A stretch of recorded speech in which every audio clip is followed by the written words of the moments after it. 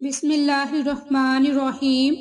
عائشہ Islamic history کی پیاری بہنوں اور بھائیوں، السلام علیکم۔ آج کی اس ویڈیو میں آپ کے ساتھ ماہ شعبان کے چاند کا خاص وظیفہ، خاص عمل شیئر کروں گی اور ساتھ ہی ساتھ مختصر سی ماہ شعبان المعظم کی فضیلت برکات شیئر کروں گی۔ تو جو کوئی اپنی کسی بھی حاجت کو پورا کرنا چاہتا ہے، اسے چاہیے کہ ماہ شعبان میں اللہ رب العزت کی ذات سے خصوصی دعائیں مانگے۔ اللہ کی ذات ہر دعا کو قبول فرمائے گی اور اللہ سے ہم جو مانگیں گے اللہ کی ذات ہمیں ضرور عطا فرمائیں گی۔ میری بہنوں اور بھائیوں، حضرت عائشہ صدیقہ سے روایت ہے کہ رسول اللہ صلی اللہ علیہ وآلہ وسلم شعبان کی تاریخ کو یاد رکھنے کا جس قدر اہتمام فرماتے تھے، اتنا دوسرے مہینے کا اہتمام نہیں فرماتے، کیونکہ شعبان کے اختتام پر رمضان کے آغاز کا مدار ہے، اور پھر جب رمضان کا چاند نظر آتا تو روزے رکھتے، اور اگر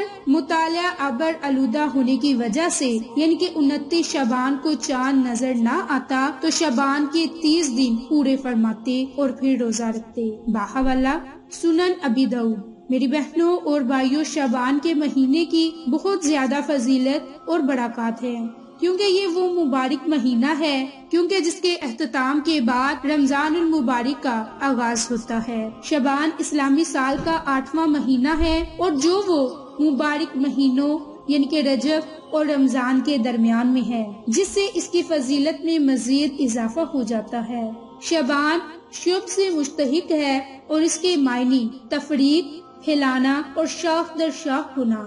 حضرت ابن عباس سے روایت ہے کہ رسول اللہ صلی اللہ علیہ وآلہ وسلم نے ارشاد فرمایا کہ شعبان کو شعبان اس لیے کہا جاتا ہے کہ اس ماہ میں احترام رمضان کی وجہ سے بہت سی نیکیاں پھیلتی ہیں، اور رمضان کو رمضان اس لیے کہا جاتا ہے کہ اس ماہ میں بہت سے گناہ جلا دیے جاتے ہیں۔ شعبان کو شعبان اس لیے بھی کہا جاتا ہے کہ اس ماہ میں روزے دار کی نیکیوں میں درختوں کی شاخوں کی طرح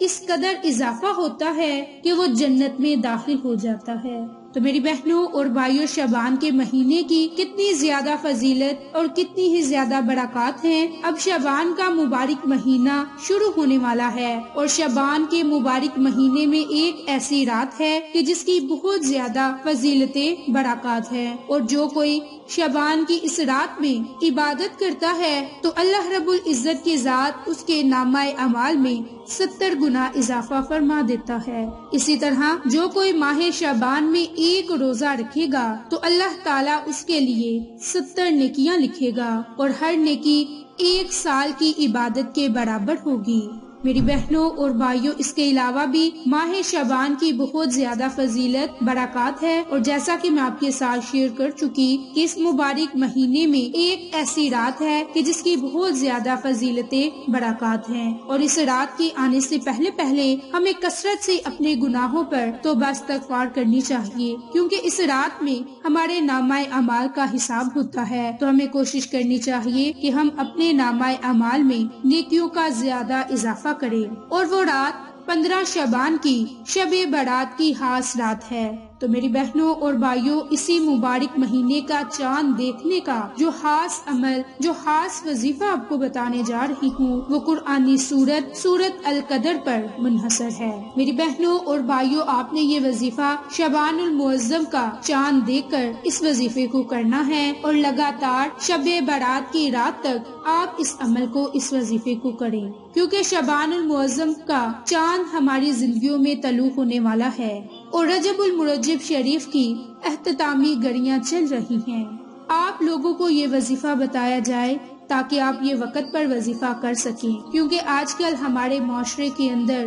بہت سے لوگ یہ خواہش کرتے ہیں کہ ان کی دعائیں قبول ہوں، اور وہ اپنے گناہوں پر ندام ہونا چاہتے ہیں، کثرت سے توبہ استغفار کرنا چاہتے ہیں، کیونکہ توبہ استغفار کی بڑی ہی فضیلتیں اور برکات ہیں۔ میری بہنوں اور بھائیوں، اس رات آپ نے بھی اللہ رب العزت کی بارگاہ میں کثرت سے توبہ استغفار کرنی ہے، اور یہ توبہ استغفار کثرت کے ساتھ کرنا آج رات سے ہی شروع کر دیں اور ماہ شعبان کی 15ویں رات تک جاری رکھیں۔ انشاءاللہ اس عمل کی برکت سے اگر آپ کسی مشکلات میں، مصائب میں مبتلا ہیں تو اللہ کی ذات آپ کو ان مشکلات اور مصیبتوں سے نکال دے گی، اور آپ اللہ سے جس جائز حاجت کے لیے دعا مانگو گے آپ کی وہ دعا ضرور قبول ہوگی۔ اللہ کی ذات آپ کی تکالیف کو دور فرما دے گی۔ قرآن مجید کے اندر اللہ تعالیٰ نے ارشاد فرمایا کہ جب انسان کے اندر دو چیزیں پائی جائے، پہلی صبر اور دوسرا اللہ پر کامل یقین، تو پھر انسان پر کیسی ہی مشکل کیوں نہ آئے، کیسی ہی پریشانی کیوں نہ آئے،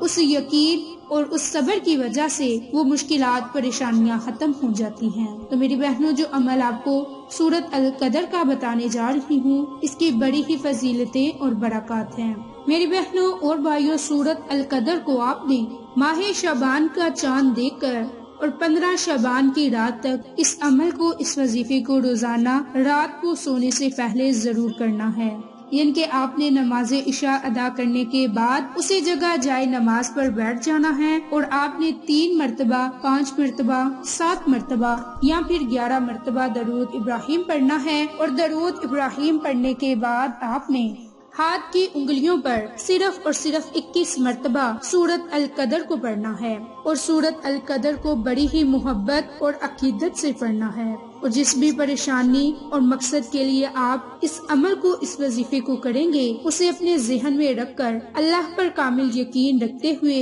عاجزی، انکساری کے ساتھ اس قرآنی سورت کو پڑھ کر اللہ سے دعا مانگے۔ میری بہنوں اور بھائیوں، اول آخر آپ نے بڑی ہی محبت سے درود پاک کو پڑھنا ہے، اور تعداد آپ کو بتا دی گئی کہ 3 مرتبہ، 5 مرتبہ یا 7 مرتبہ یا پھر 11 مرتبہ آپ درود ابراہیم پڑھیں، اور اللہ سے اس کے بعد اپنی مشکل اور پریشانی کے لیے دعا مانگیں، جس مشکل اور جس پریشانی کے لیے آپ نے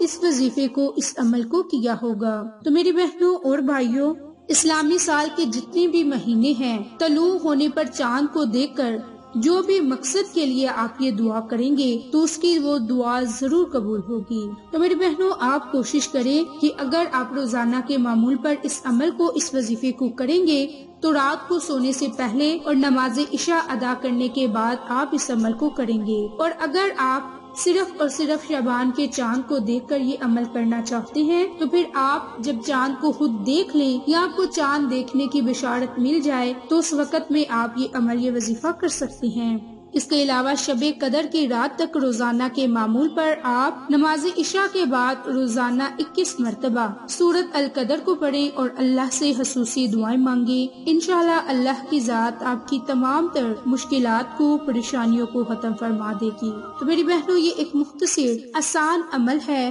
جو کہ بالخصوص شعبان کے چاند کا خاص عمل ہے۔ تو آپ کو آج کی یہ ہماری ویڈیو پسند آئے تو اسے لائک، شیئر اور سبسکرائب کریں۔ جزاک اللہ۔